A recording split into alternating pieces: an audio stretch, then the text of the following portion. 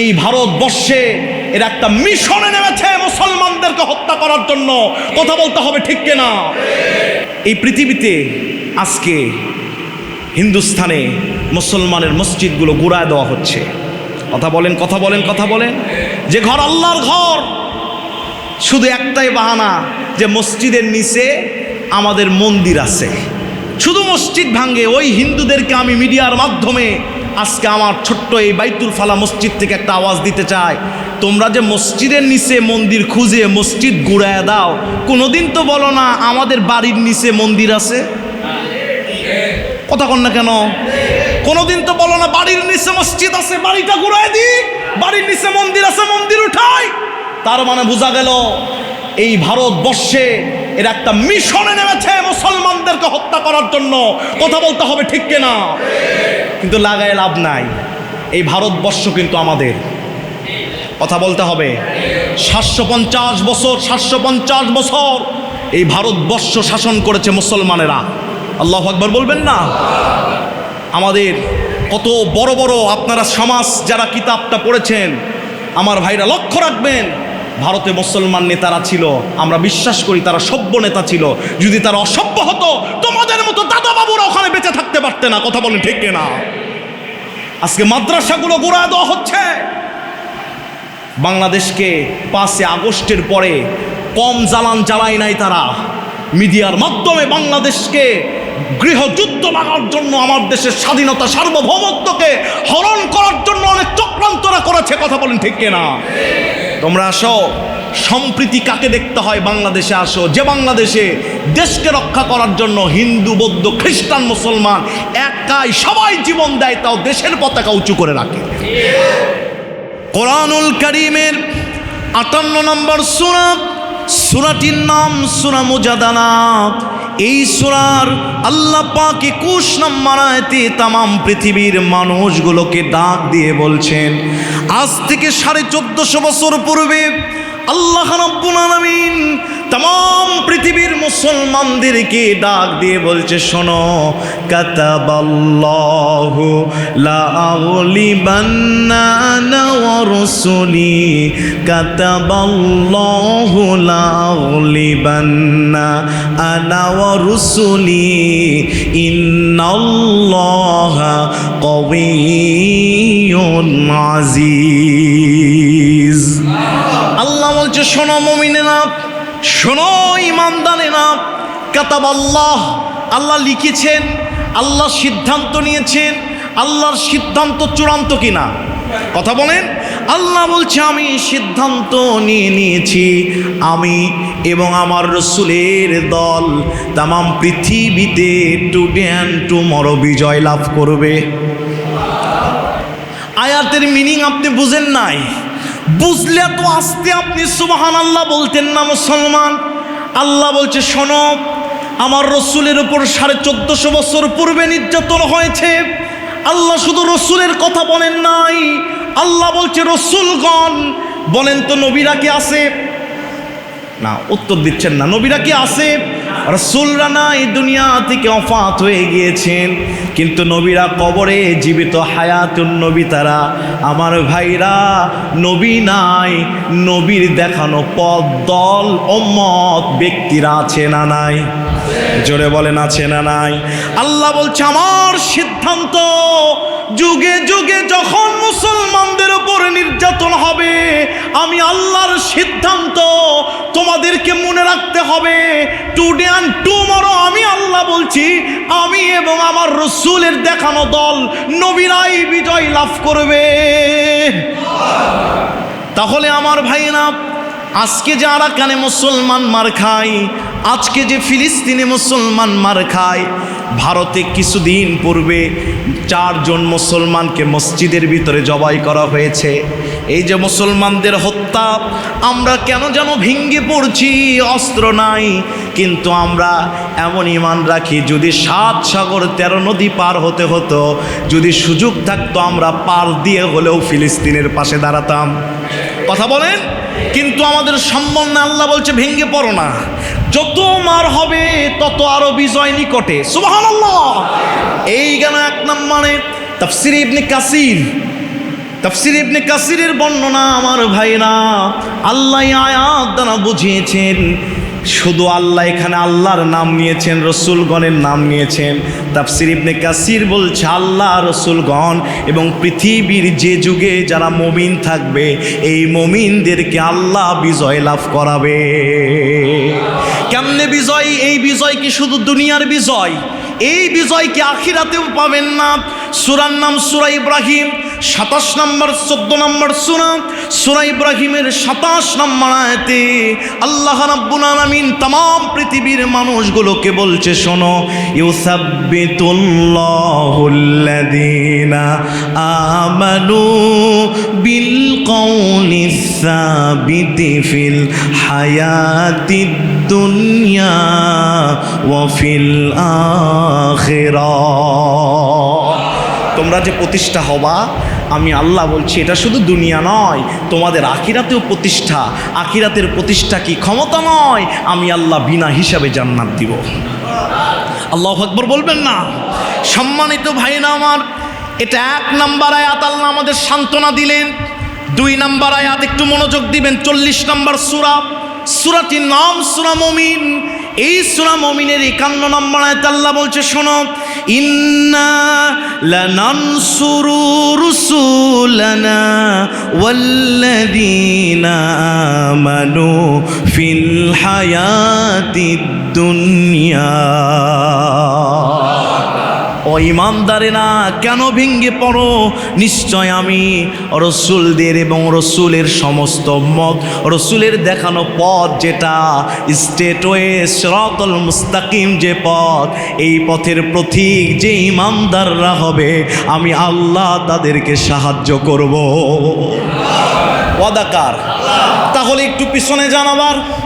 আল্লাহ বলছে আমি সিদ্ধান্ত নিয়েছি, আমি আমার রসুল এবং রসুলের দেখানো পথের মুমিনেরাই বিজয় লাভ। জোরে বলেন। এরপর আল্লাহ বলছে রসুলগণ এবং তার পথে পরিচালিত লোকগুলোর ওপর আমি সাহায্য করব। কথা কার? জোরে বলেন কার? আল্লাহ পাক আরেক জায়গায় সুন্দর করে বলছেন, আয়াতগুলো একটু সামারি করবেন। কোরআনুল কারীমের 8 নম্বর সূরা, সূরাটির নাম সূরা আনফাল। এই সূরা আনফালের 64 নম্বর আয়াতে আল্লাহ বলছেন, ইয়া আইয়ুহান নাবিয়্যু হাসবুকাল্লাহু ওয়া মানিত্তাবা'আকা মিনাল মুমিনিন।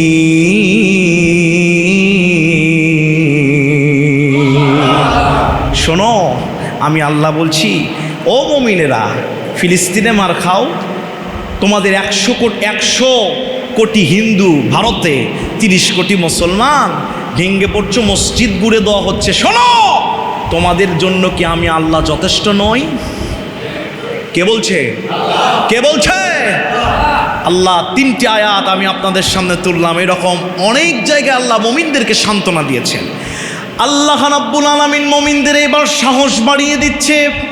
সাইয়্যিদুনা ইব্রাহিম আলাইহিস সালাম নাম শুনেছেন? শুনেছেন? তিনি কে হয়? আরেকটু আসতে বলেন, মনে হয় লজ্জা পাচ্ছেন আপনারা। তিনি কে? জাতির পিতা ইব্রাহিম আলাইহিস সালাম।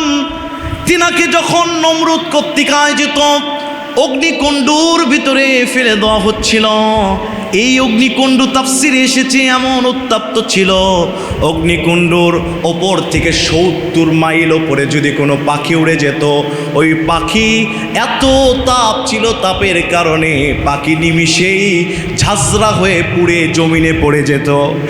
এত তাপ, এত বিশাল অগ্নিকুণ্ড ইব্রাহিম নবীকে ফেলে দেওয়ার জন্য তৈরি করা হচ্ছে। হযরত ইব্রাহিম আলাইহিস সালামকে যখন ফালিয়ে দিবেন, রুহুল আমিন জিবরাইল চলে এসে বলছে, আপনার ওপর যে নির্যাতন আজকে চলছে, এই দৃশ্য দেখে শুধু আকাশের পাখিগুলো কাঁদে না, আল্লাহর আরশের সমস্ত ফেরেশতারা কাঁদছে। আল্লাহু আকবার। হযরত ইব্রাহিমকে সেদিন হযরত জিবরাইল বলেছিলেন, শোনেন পয়গম্বর, শোনেন আল্লাহর খলিল ইব্রাহিম, আপনি যদি একবার অর্ডার দেন, আমার এই পাখা দিয়ে আমি ওই নমরুদের সমস্ত অগ্নিকুণ্ড এবং নমরুদের যত সৈন্যবাহিনীগুলো আছে, আমি হযরতে শাদীদুল কোয়া রুহুল আমিন জিবরিল সবগুলো উড়ায়া নিয়ে যে সমুদ্রের ভিতরে ফেলে দিব। আজকে শুধু আপনি অনুমতি দেন। সঙ্গে সঙ্গে হযরত জিবরিলকে হযরত ইব্রাহিম বলেছিলেন, আমার ভাই হযরত জিবরিল, জিবরিল শোনো, তাফসিরে এসেছে জিবরিল হযরত ইব্রাহিমের কাছে সারা জীবনে 10 বার গিয়েছিলেন। কয়বার? আরো জোরে।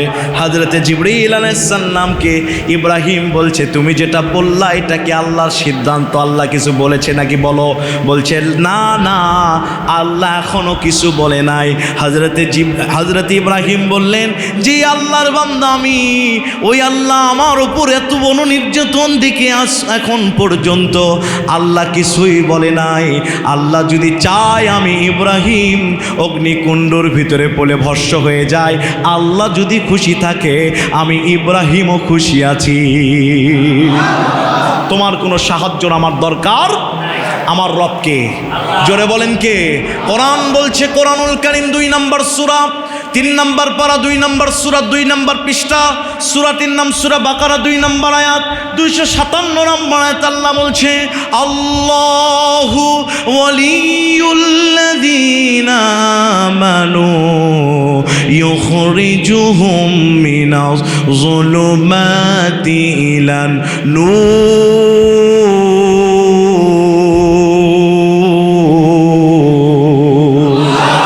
কে বন্ধু? কে বন্ধু? জোরে বলেন। ইব্রাহিম আলাইহিস সালাম যখন বললেন, আমার বন্ধু আল্লাহ রিপোর্ট না করা পর্যন্ত আমি তোমার সাহায্য নিব না। ইব্রাহিম নবীকে যখন অগ্নিকুণ্ডুর ভিতরে ফেলে দেওয়া হচ্ছিল, তামাম ফিস্টিকুল কেঁদে উঠেছে, ফেরেশতারা কেঁদে উঠেছে। আল্লাহর সঙ্গে সঙ্গে অগ্নিকুণ্ডকে আল্লাহ পাক নির্দেশ করে বলছে, শোনো শোনো ও আগুন শোনো। 21 নম্বর সূরা সূরা আম্বিয়া আয়াত নাম্বার 69 আল্লাহ বলছেন, কুলনা ইয়া নারু কুনি বারদাও ওয়া সালামান আলা ইব্রাহিম। হে আগুন, তোর সৃষ্টিকর্তা আমি আল্লাহ, আমার ইব্রাহিমের একটা পশমকে তুই পোড়াতে পারবি না। আজকে তোর স্বভাবকে তুই চেঞ্জ কর। ইব্রাহিমের জন্য গরম তো নয়, বরং ঠান্ডা হওয়া বারদান। এর ব্যাখ্যায় তাফসিরে খাজেন বলছে, বারদান মানে ঠান্ডা, ঠান্ডা শুধু না, বারদান এয়ার কন্ডিশন হয়ে যা, শান্তিদায়ক ঠান্ডা হওয়া। বেশি ঠান্ডা হলে আমার ইব্রাহিম কষ্ট পাবে। 40 দিন ইব্রাহিম আলাইহিস সালাম ওখানে ছিলেন। পরবর্তীতে তাকে জিজ্ঞেস করা হলো, আপনার জীবনের শ্রেষ্ঠ সময়গুলো কোথায় ছিল? তিনি বলছেন, নমরুদ কর্তৃক আয়োজিত অগ্নিকুণ্ডুতে যে 40 দিন ছিলাম, এটা আমার শ্রেষ্ঠ সময় ছিল। আল্লাহু আকবার বলবেন না? কিন্তু ইব্রাহিম আলাইহিস সালাম এখানে চমৎকার একটা কথা বলেছিলেন, যেটা আল্লাহ তার কথাকে এত পছন্দ করে কোরআনে সেটা আয়াত কোট করে দিয়েছে। যখন জিবরিল বলেছিলেন, আমি আপনার সাহায্যের জন্য এসেছি, ইব্রাহিম নবী তিনি কি বলেছিলেন? আল্লাহ রাব্বুল আলামিন 4 নম্বর পারা 11 নম্বর পৃষ্ঠার 14 নম্বর লাইন 3 নম্বর সূরা সূরা ইমরান আয়াত নম্বর 173 আল্লাহ বলছেন, হাসবুনাল্লাহু ওয়া নি'মাল ওয়াকিল। চিৎকার দিয়ে বলেন আল্লাহু আকবার। ইব্রাহিম নবী বলেছিলেন, তুমি জিবরিলের দরকার নাই, আমার জন্য আমার আল্লাহই যথেষ্ট। আল্লাহু আকবার বলবেন না? এখন বলবেন, হুজুর কিচ্ছা বললেন না। আমি কিচ্ছা এমনি এমনি বলা হুজুর না, এটা মনে রাখবেন। এখান থেকে শিক্ষা, এই মুসলমানদেরকে আল্লাহ প্রথমে সাহস দিলেন যে তোমাদের ভেঙে পড়ার কোনো সুযোগ নেই। এরপর আল্লাহ বলছে, শোনো, তোমরা তো ওই মুসলমান, তোমাদেরকে আগুনও কিছু করতে পারে নাই। তোমরা তো ওই পিতার সন্তান যার জন্য আগুনকে আল্লাহ ঠান্ডা করে দিয়েছিল। এবার চলেন, আগুন কিছু করতে পারে নাই, পানি কিছু করেছে? হযরতে মুসা আলাইহিস সালাম নাম শুনেছেন? মুসা আলাইহিস সালাম যখন বনী ইসরাঈলদেরকে নিয়ে লোহিত সাগরের দিকে রওনা দিলেন, পিছন দিকে আছে ফেরাউন। ফেরাউন মুসা আলাইহিস সালামকে লক্ষ্য করলেন, ঘাবড়াইলেন। মুসা আলাইহিস সালাম লোহিত সাগরের সামনে গেলেন। ফেরাউন উচ্চ স্বরে ডাক দিয়ে বলছে, শোনো, তোমার তো সামনেও মউত, পিছনেও মউত, যাবা কোথায়? বনী ইসরাঈলের লোকজন খুব স্বার্থপর ছিলেন। তারা মুসাকে বলছে, তোমার বুদ্ধি শুনে এসেছি, এখন যাবো কোথায় বলো? মুসা আলাইহিস সালাম ভেঙে পড়ে নাই, তিনি বলেছেন কাল্লা ইন্না মাইয়া রব্বি সায়াহদি, নিশ্চয় আমাদের জন্য একমাত্র আল্লাহ যথেষ্ট। আল্লাহ রাব্বুল আলামিন হযরত মুসা আলাইহিস সালামকে ডাক দিয়ে বললেন, মুসা, সঙ্গে সঙ্গে হাতের লাঠিটা দিয়ে মাটিতে পানিতে বাড়ি দাও। বাড়ি দিতে দেরি 12টি রাস্তা হয়ে গেল। বনি ইসরাইলের সবাই পার হয়েছে। ওই ফেরাউন মনে করেছে ওর বাপের রাস্তাটা নামে নেমে গিয়েছে, যে আল্লাহ পানিকে ভাগ করে রাস্তা করতে পারে। বলেন তো মুসলমান, ওই আল্লাহ পানিকে আবার মিলায়া ডুবায়া মারতে পারে কিনা? জোরে বলেন। আল্লাহ পাক এই মুসা আলাইহিস সালাম এবং বনি ইসরাইলদেরকে পানির হাত থেকে মুক্ত করেছিলেন। আল্লাহ এই ঘটনা কোরআনে বহু জায়গায় দিয়েছে। মুসলমান বলেন তো কোরআনে কোন নবীর না ঘটনা বেশি? আর একটু আস্তে কন, মানে সকালে খাওয়া দাওয়া করেন নাই আপনারা, তাই না? একটু জোরে বলেন কি? মুসা আলাইহিস সালাম, আল্লাহ বলছে শোনো, তোমরা তো মুসা আলাইহিস সালামের উত্তরসূরি, যে মুসা এবং তার কওমরা আমি আল্লাহর ওপর বিশ্বাস রাখার কারণে আমি পানির ভিতর দিয়ে রাস্তা তৈরি করেছি। তাহলে আগুনও কিছু করতে পারে নাই, পানিও। এরপর আরেকটা ছোট্ট ঘটনা আপনাদেরকে দিব। রসুলের সবচেয়ে প্রিয় বন্ধু কে ছিলেন? জোরে বলেন। সিদ্দিকে আকবর ইবনে কুহাফা, রসুলের অবিকল ছায়া ছবি, দিনের তরে যা কিছু আছে বিলিয়ে দিয়েছেন সব কিছু, সবই। জোরে বলেন আল্লাহু আকবার। যখন চলে গেলেন এই আবু বকর এবং রসুল চলে গেলেন, গাড়ে সুরের ভিতরে ঢুকলেন। ফজরের সময় সূর্য যখন উঠতেছে, আবু বকর বলছে, ইয়া রাসূলুল্লাহ, গুহা তো ছোট, ওপরে যদি একটু মাথাটা উঁচু করি ওপর থেকে দেখা যায়, যদি মাথাটা নিচু করি কেউ যদি গুহার দিকে তাকায় তাও দেখা যায়, আমরা তো নিশ্চয়ই ধরা পড়ে যাব। ইয়া রাসূলুল্লাহ, ওরা তো শত শত। আমার রসুল সাল্লাল্লাহু আলাইহি ওয়াসাল্লাম সেই দিন একটা কথা বলেছিলেন, রসুলের কথা আল্লাহ এত পছন্দ করেছেন, আল্লাহ এটাও কোরআনের আয়াত বানিয়েছেন। আল্লাহ নবী বিশ্ব নবী ওই দিন কি বলেছিলেন? 3 নম্বর সূরা ইমরানের 139 নম্বর আয়াতে আল্লাহ রাব্বুল আলামিন কোট করে দিয়ে বলছেন, ওয়ালা তাহিলু ওয়ালা তাহজানু ওয়া আনতুমুল আ'লাউনা ইন কুনতুম মুমিনিন।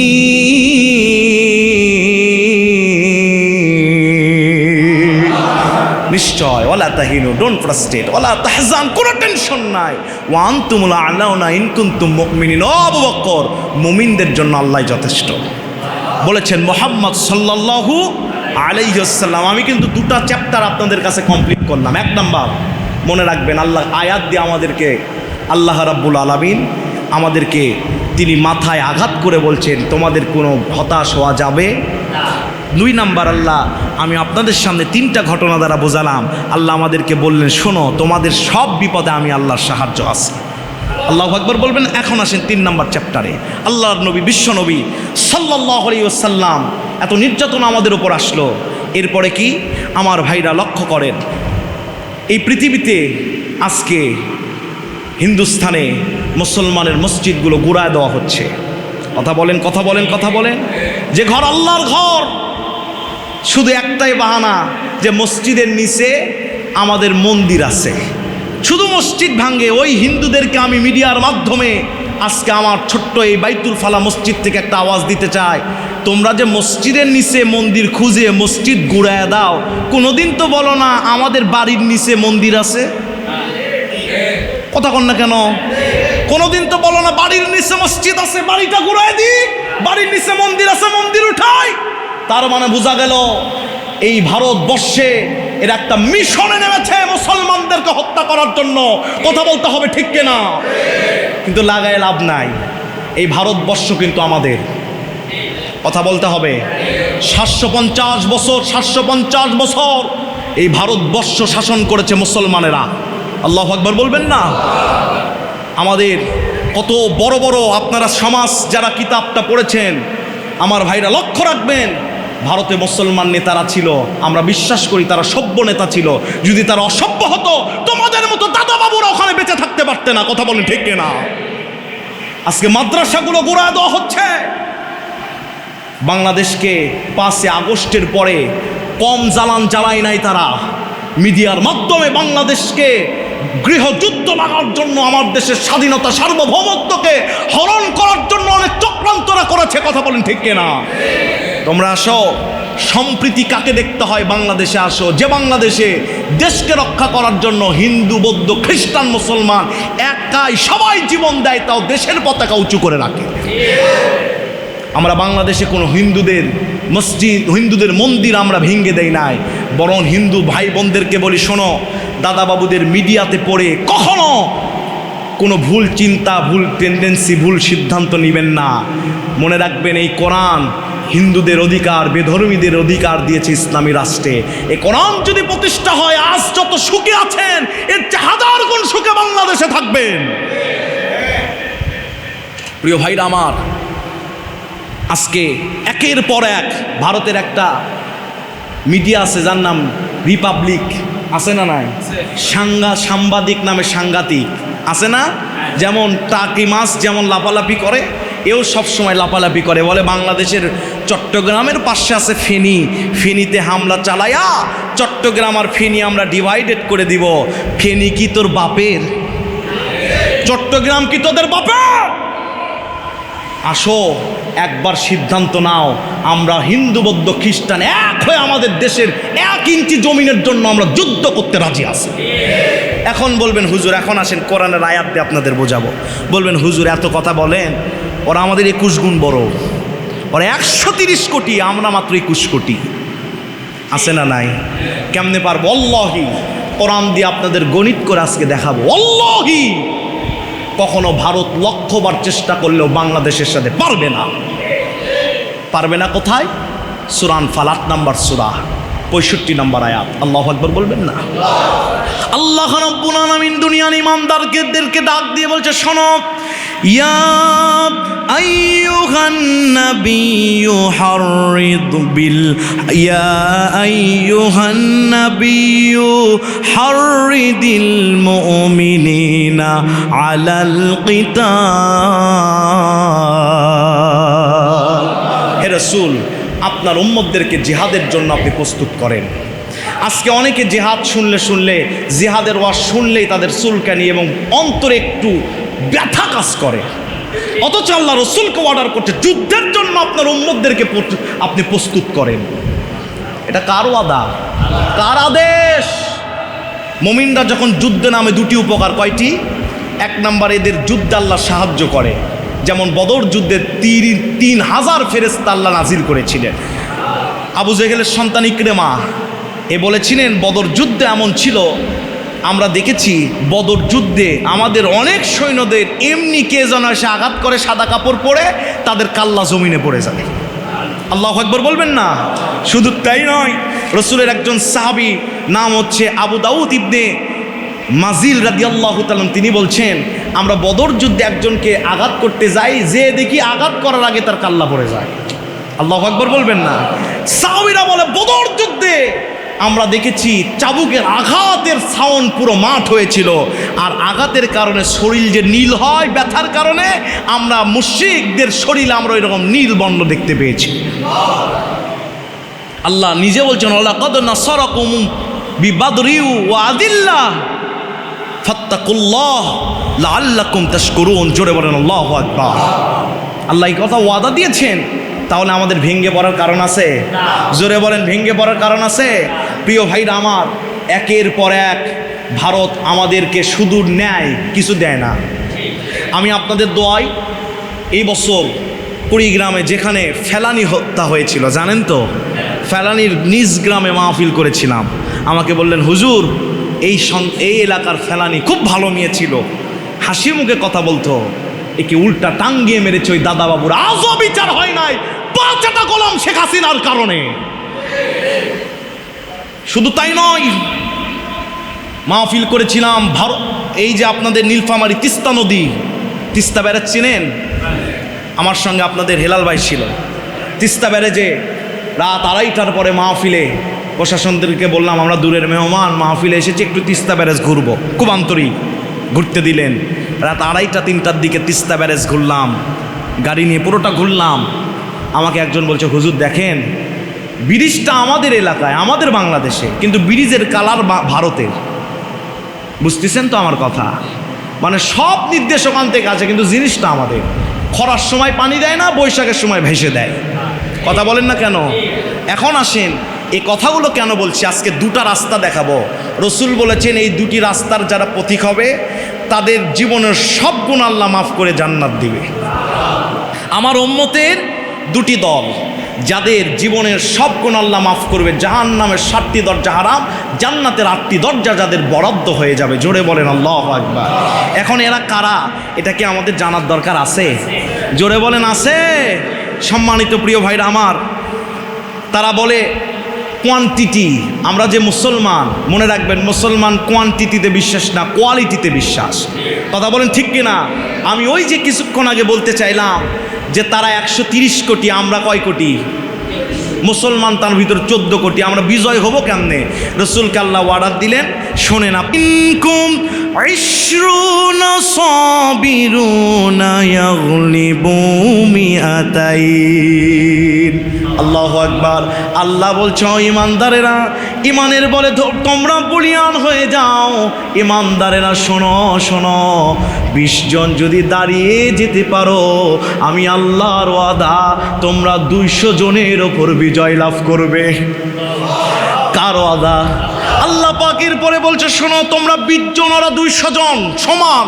আল্লাহ এর পরে সুন্দর করে বলছেন, ওয়া ইয়াকুম মিনকুম মিআতুন ইয়াগলিবু আলফাম মিনাল্লাযীনা কাফারু বিআন্নাহুম কওমুল লা ইয়াফকাহুন। আল্লাহ বলছে যদি 100 হও, 1000-এর ওপর বিজয় লাভ করবে। তাহলে আমরা যারা 14 কোটি মুসলমান, যদি 20 জন 200 জনের ওপর বিজয় হয়, তাহলে একজন 10 জনের ওপর, তাই না? তাহলে আমরা যারা 14 কোটি মুসলমান, আমরা 140 কোটি। আল্লাহু আকবার বলবেন না? আর ভারতে আছে 30 কোটি মুসলমান। ওদেরকে যদি বাদ তো দিতে পারবো না। ওরা এসে বলবে, শোনো আমাদেরও হিসাব কিসাব আছে। কথা বলেন না কেন? ওরা যদি 30 কোটি হয়ে থাকে, 30 দিয়ে গুণ দেন 10কে, 300 কোটি, তাহলে মুসলমানেরা 440 কোটি। কথা বলেন না কেন? দাদা বাবুর 100 কোটি। শিল পাতার ভিতরে পড়লে যা হয়, যদি এই 440 কোটি মুসলমান দাঁড়িয়ে যায়, তোমরা যারা উগ্রবাদী আছো, তোমাদের অবস্থাও এরকম হবে। কথা বলেন ঠিক কিনা? আল্লাহ বলছে, অঙ্কটা আল্লাহ বুঝাই দিলেন। তাহলে বাংলাদেশের সাথে কখনো তারা পারবে না। আমার ভাইরা বলেন তো, অস্ত্র দিয়ে কি সব হয়? সেনাবাহিনী, পুলিশ, র্যাব, এদের কি অস্ত্রের অভাব ছিল? জোরে বলেন। গোপন বাহিনী যারা আছে, অস্ত্রের অভাব ছিল? কিন্তু বাংলাদেশের ছেলেরা শুধুমাত্র পাথর, শুধুমাত্র ইটা, শুধুমাত্র একটু আগুন জ্বালাইয়ে দেওয়া। বিজয় দিয়েছেন কে? জোরে বলেন কে? আল্লাহ বলছে, ওয়াইদুল্লাহু যালিমিন। দিশা খুঁজে পাবে না, হলোটা কি? আল্লাহু আকবার বলবেন না? প্রিয় ভাইরা আমার, কষ্টের কারণে বলছি, অনেক মানুষ আছে 12 চাঁদের খুতবা দেয়। খবরদার, এটা সুন্নাত খেলাফ কিতাব। রসুল এমন খতিব ছিলেন, যে যুগে যে বিষয় প্রয়োজন ছিলেন রসুল সেটা বক্তব্য দিতেন। সিরাত ইবনে হিশামের বর্ণনা, রসুল মেম্বরে এত জোরে কথা বলতেন, রাগ হয়ে রসুলের মুখ লাল বর্ণ হতো, মুখ দিয়ে থুতু মোবারক উষ্টাতো। জোরে বলেন আল্লাহু আকবার। আপনি বৈশাখকালে গ্রীষ্মকালের ওয়াজ করবেন, অত সোজা না। কথা বলতে হবে, আমাদের প্রস্তুত হতে হবে। রংপুর ক্যান্টনমেন্টের পাশে মাহফিল করলাম। একজন এসে বলছে, ক্যান্টনমেন্টে সেনাবাহিনীরা ছিল শতাধিকের ওপর। বলছে, হুজুর আমাদের প্রত্যেকটি জায়গায়, পুলিশদের প্রত্যেকটি ফাঁড়িতে একটা করে র বাহিনী ছিল। আপনারা জানেন তারা প্রত্যেক সেকেন্ডে বাংলাদেশকে কেমনে ধসায়া দেওয়া যায়, এই জন্য অস্ত্র শস্ত্র বুদ্ধিতে তারা প্রস্তুত হচ্ছে। আর আমরা মুসলমান পান চাবাই আর ঘুরে বেড়াই। কথা বলেন না কেন? আমরা প্রস্তুত হতে পারি না, কিছুই তো পড়ি না, শুনতেও চাই না, মানতেও চাই না, কিন্তু জান্নাত ভালো চাই। কথা বলেন না কেন? আসেন, দুটি রাস্তা। কয়টি? এই দুইটি রাস্তা বলেই আলোচনার ইতি টানব। হাদিসটি তিরমিজি ইবনে নাসাই শরীফের হাদিস। আন সাওবান রাদিয়াল্লাহু তাআলা আনহু ক্বালা ক্বালা রাসূলুল্লাহ সাল্লাল্লাহু আলাইহি ওয়াসাল্লাম ইসাবাতানি মিন উম্মতি আহরাজাহু মাহুল্লাহু মিনান নার। জোরে বলেন আল্লাহু আকবার। নবীজি বলছে, শোনো, আমার উম্মতের দুই দলকে আল্লাহ জাহান্নাম থেকে মুক্তি দিয়েছেন। এই দুই দল কারা? নাম্বার 1, ইসাবাতু তাখরুজুল হিন্দ। ইসাবাতু তাখরুজুল হিন্দ, যারা হিন্দুস্তানের সাথে যুদ্ধ করবে। এত ঈমান মরা মুসলমানদের সামনে আমি যে কেনই আলোচনা শুরু করলাম, এত বড় কথা শোনার পরে একজন আল্লাহু আকবার কয় না। আল্লাহু আকবার বলবেন না? রাসূল করিম সাল্লাল্লাহু আলাইহি ওয়াসাল্লাম বলেন, যেই সমস্ত উম্মতেরা কিয়ামতের আগে হিন্দুস্তানের সাথে তাম পৃথিবীর উম্মতে মুহাম্মাদির একটা যুদ্ধ হবে, যার নাম গাজওয়াতুল হিন্দ। এই গাজওয়াতুল হিন্দে যারা শরীক হবে, আমার নবীজি বিশ্ব নবী বলছে, ইসাবাতু তাখরুজুল হিন্দ। এই ইসাবাতু তাখরুজুল হিন্দ হিন্দুস্তানের যুদ্ধের সাথে যারা লিপ্ত হয়ে যাবে, কাবার মালিক আল্লাহ রব্বুল আলামিন তাদেরকে জাহান্নাম থেকে মুক্ত করে জান্নাতের মেহমান বানায় দিবে। আমার নবীজি বলেন, শোনো শোনো, এই যুদ্ধে যদি কেউ শহীদ না হয়ে কেউ যদি ফিরে আসে, এ মানুষ গাজী হয়ে যাবে। এ মানুষ মরতে দেরি, আল্লাহর জান্নাতে যেতে দেরি হবে না। আল্লাহু আকবার বলেন। আমার ভাইরা, হযরত ওমর রাদিয়াল্লাহু তাআলার সময় থেকে 15 হিজরি, এরপরে 15 হিজরির পরে 44 হিজরি, 92 হিজরি, 402 হিজরিতেও হিন্দুস্তানের সাথে একের পর এক মুসলমান তারা বিজয় লাভ করেছিলেন। কিন্তু কিয়ামতের আগে চূড়ান্ত একটি বিজয় আসবে, ইমাম মাহদী আসার আগে এটা হবে। আল্লাহর নবী বিশ্বনবী আবু দাউদ শরীফে বলেন, আল মাহদিউ মিন্নি আকলাল জাবালি ইয়ামলাউল আরদি কিসতান ওয়া আদলা কামা মুলিয়াত যুলমান ওয়া যাওমা। নবীজি বলেন, শোনো শোনো শোনো, ইমাম মাহদী হবে আমার নবী, ইমাম মাহদী হবে আমার বংশ থেকে, আমার নামে নাম হবে, তার কপাল হবে প্রশস্ত, নাক হবে লম্বা। এই ইমাম মাহদী আসার আগে একটা যুদ্ধ হবে হিন্দুস্তানের সাথে। মুসলমান মাইন্ডে, অস্ত্রে শস্ত্রে, শরীরে, নবীজি বলছে দুর্বল মুমিনের চেয়ে শক্তিশালী মুমিন আল্লাহর কাছে বেশি প্রিয়। শক্তিশালী মুমিন হয়ে যারা প্রস্তুত থাকবে, গাজওয়াতুল হিন্দে যারা অংশগ্রহণ করবে, দাদা বাবুর সাথে যে যুদ্ধ হবে, এই যুদ্ধে যারা অংশগ্রহণ করবে তারা জান্নাতে যাবে বলেছেন প্রফেট মুহাম্মদ সাল্লাল্লাহু আলাইহি ওয়াসাল্লাম। জোরে বলেন আল্লাহু আকবার। তাহলে তো দাদা বাবুরা যে যুদ্ধে তোমরা লিপ্ত হতে যাচ্ছ, আমরা কেন জানো মনে হচ্ছে রসুলের হাদিসগুলো মিলে যাচ্ছে। আমাদের টেনশন নাই, আমরা আনন্দে ঝাঁপিয়ে পড়ব, কারণ ওই যুদ্ধে গেলেই গুনাহ সব মাপ, জান্নাত আমাদের ওয়াজিব। আল্লাহু আকবার। প্রস্তুত আছেন তো? আজ থেকে দোয়া করবেন, আমিও এই দোয়া করি। জানি না কতদূর কবুল হবে। আল্লাহ যাই করেন করেন, যা করেছি করেন। আল্লাহ অন্তত গাজওয়াতুল হিন্দে আমাদের অংশগ্রহণ করতে তৌফিক দিন। জোরে বলেন আমিন। হয়তো ভাই দোয়ার কারণেও আল্লাহ আপনার জন্য এটা কবুল করতে পারে, কারণ আল্লাহর যে দয়াশীল তো আর কেউ নাই, ঠিক কিনা বলেন? নাম্বার 2, আল্লাহর নবী বলেন, শোনো, 2 নম্বরে ওয়াইসাবাতু তাকুনু মা ঈসা ইবনে মারইয়াম আলাইহিস সালাম। কিয়ামতের আগে ওই যে সিরিয়ার জমিনে পূর্ব দিকে সাদা গম্বুজ বিশিষ্ট একটা মসজিদ হবে। ফজরের আগে 2 ফেরেশতার ডানাতে ভর করে হযরত ঈসা আলাইহিস সালাম জমিনে আসবে। ওই ঈসা আলাইহিস সালামের সৈন্য হবে যারা, তার সাথী হবে যারা, দাজ্জালের বিরুদ্ধে যুদ্ধ করবে যারা, তাদের জন্য আল্লাহ জাহান্নাম হারাম করে জান্নাত ওয়াজিব করে দিবেন। জোরে বলেন সুবহানাল্লাহ। হযরত ঈসা আলাইহিস সালাম আল্লাহর কাছে বলেছিলেন, আল্লাহ নবী হতে চায় না, আখিরি জামানার উম্মত বানিয়ে দেন। আমার ভাইরা, আপনি রিস্কাওয়ালা হতে পারেন, ভ্যানওয়ালা হতে পারেন, আপনার দামটা কি জানেন নাকি? কিয়ামতের দিন নবীদের সাক্ষীদাতা হিসেবে আল্লাহ উম্মতে মুহাম্মাদিকে বানাবে। আল্লাহ রাব্বুল আলামিন মুসা আলাইহিস সালামের উম্মতকে নিয়ে এসে বলবে, শোনো, মুসা কি তার কওমকে দাওয়াত দিয়েছিল নাকি? ও উম্মতে মুহাম্মাদি সাক্ষী দাও। উম্মতে মুহাম্মাদি বলবে, হ্যাঁ দাওয়াত দিয়েছিল আমার নবীজি, কোরআনে এগুলো আপনি দিয়েছেন, নবীজি আমাদেরকে শোনায়েছে। ইয়া কাবার মালিক আল্লাহ রব্বি কাবা, আপনার নবী মুসা তার কওমদেরকে দিনের দাওয়াত দিয়েছে। যখন উম্মতে মুহাম্মাদি সাক্ষী দিবে তখন মুসা নবীকে ছেড়ে দেওয়া হবে। আর আস্তে আল্লাহু আকবার। আমার ভাইয়েরা, হযরতে ঈসা আলাইহিস সালাম যখন তিনি বললেন উম্মত হতে চাই, অনেক নবীরাও অ্যাপ্লাই করেছিলেন রুহের জগতে, আল্লাহ কারো অ্যাপ্লাই তেমন কবুল করে নাই। শুধু হযরত ঈসা আলাইহিস সালামের বনি ইসরাইল কওমের শেষ নবী ঈসা আলাইহিস সালামের দোয়া কবুল করেছেন। ঈসা আলাইহিস সালাম যখন ফজরের সময় মসজিদে আসবেন, হযরত ইমাম মাহদী ডাক দিয়ে বলবেন, আপনি নামাজ পড়ার সঙ্গে সঙ্গে হযরত ঈসা আলাইহিস সালাম বলবেন, না না, আমি নামাজ পড়াবো না, আমি আজ নবী নয়, আমি আজকে উম্মতে মুহাম্মাদি।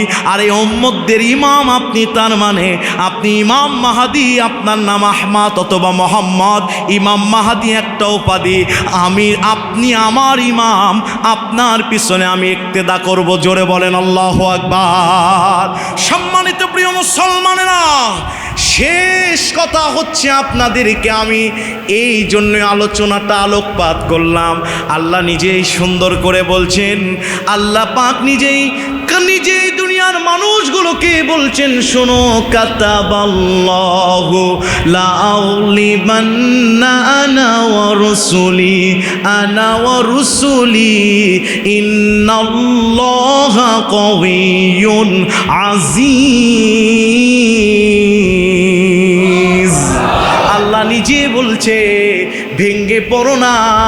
ইমানদারেরা যেমন নামাজে প্রস্তুতি নাও, যেমন রোজার প্রস্তুতি নাও, যেমন জুমায় আসার জন্য কাপড়গুলো ধৌত করে ইস্ত্রি করো, ওই ইমানদারেরা জান্নাতে যদি যাও, জান্নাতে যে যাওয়ার জন্য মুসলমানদের একটা জিহাদ হবে, গাজওয়াতুল হিন্দ।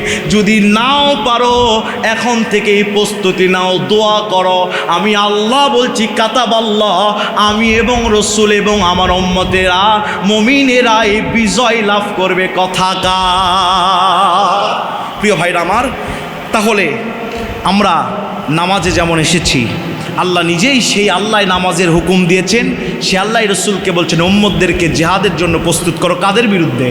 মুসলমানের বিরুদ্ধে। কাদের বিরুদ্ধে? হযরত ওমর মুশরিকদের বিপক্ষে ছিলেন খুব কঠোর, আর ইমানদারদের পক্ষে ছিলেন খুব নরম। সুবহানাল্লাহ। আমরা ওই রকম প্রস্তুতি হব তো ইনশাআল্লাহ। হ্যাঁ, হিন্দুস্তান যেটা আছে মনে রাখবেন, এটা আবার মুসলমানদের স্থান হবে ইনশাআল্লাহ। আর আল্লাহ অঙ্কটা আগেই কষায় দিয়েছেন, টেনশন নাই। 130 কোটি, তোমরা হয়েছো 440 কোটি। আল্লাহু আকবার বলবেন না? শুধু হ্যাঁ, একটা জিনিস ঠিক করতে হবে, সেটা কি? জোরে বলেন। ঈমান আমাদের সবার আছে, না আসলে কি মসজিদে আসি? কথা বলেন না কেন? আছে, একটু মরিচিকা পড়েছে, ঝালাই করে নিব ইনশাআল্লাহ। কিসের মাধ্যমে? তারাক্তু ফিকুম আমরাইন লাম তাদিল্লু মা তামাসসাকহুম ফিহিমা কিতাবাল্লাহ ওয়া সুন্নতি রাসূলুল্লাহ। দুটি জিনিস রসুল রেখে দিয়ে গিয়েছেন, একটা আল্লাহর কিতাব, একটা সুন্নাহ। এই দুটা যখন ধরবো, কোনো পথ আমাদেরকে ভ্রষ্টতার পথে নিয়ে যাবে না। আর আল্লাহর কাছে দোয়া করবেন, আল্লাহ যেন এই দুটি যুদ্ধের যে কোনো যুদ্ধে আমাদের শরীক করায়, করলেই জীবনের গুনাহ মাফ, জান্নাত ওয়াজিব। বলি আমিন। ডোন্ট ফ্রাস্ট্রেট, লা তাহজান, কোনো টেনশন নাই। ইন্নাল্লাহা মা'ানা। আছে কে? আছে কে? আছে। এ আল্লাহ কিন্তু আবু জেহেলকেও ধরেছে, নমরুদকেও ধরেছে, ফেরাউনকেও ধরেছে, তথাগতিত ইসরায়েলদেরকেও, হিন্দুস্তানকেও ধরবে। কোনো টেনশন নাই, কিন্তু প্রস্তুতি নিতে হবে। যদি যুদ্ধে গেলেন আপনার হাতই কাঁপে, হবে? এখন বলবেন হুজুর তরবারি ধরবো না, তরবারি না, ব্রেনটাকে ইসলামাইজ করতে হবে তাদের চক্রান্তগুলো আপনাকে বুঝতে হবে। আপনাদেরকে একটা মাসাল দিয়ে আজকের আলোচনা শেষ। সূরা আনকাবুত, আনকাবুত মানে কি? মাকড়সা। কি নাম? মাকড়সা। মাকড়সার একটা বৈশিষ্ট্য, সে চতুর্দিকে জাল বানায়, বেনে ওখানে শিকার ধরে, ধরার পরে আস্তে আস্তে শিকার খায়। এই মাকড়সা আল্লাহ নাম এই জন্য দিয়েছেন, তাম পৃথিবীর ইহুদি খ্রিস্টান শক্তি চতুর্দিকে তারা মাকড়সার জালের মতো মুসলমানদের ভিতরে ছিটায় দিয়েছে। কি? ফোন, ইন্টারনেট, তারপর যত নিবেন হুইল পাউডার সব কিছু ইসরায়েলি, মানে চতুর্দিকে ইমান বিধ্বংসী জাল তারা বোনায় দিয়েছে। যেমন মাকড়সা তার শিকারকে ধরে আস্তে আস্তে খায়, ওরাও আমাদের ইমানকে খেচ্ছে। কথা বলেন, ইমানকে খাচ্ছে। কিন্তু সম্মানিত প্রিয় উপস্থিতি, বলেন তো মাকড়সার জাল যতই চতুর্দিকে থাকুক ওটা শক্ত না দুর্বল? আল্লাহ নিজে বলছেন ইন্না কায়দা শাইতানি কানা দাঈফা, শয়তানের চক্রান্ত অনেক দুর্বল। যদি মাকড়সার জালে একটা ম্যাচের ঠোকা দেওয়া হয়, ওটা কি থাকে? জোরে বলেন, থাকে। আল্লাহ মুসলমানদেরকে বলছে, শোনো, ইহুদিরা চতুর্দিকে তোমাদের ঘেরাও করছে, কিন্তু তোমাদের ওই ঠোকাটা শুধু দেওয়া লাগবে। আর খেলা খেলবে কে? খেলবে কে? আল্লাহ আমাদেরকে বোঝার, আমলে আনার তৌফিক দান করুন, বলি আমিন।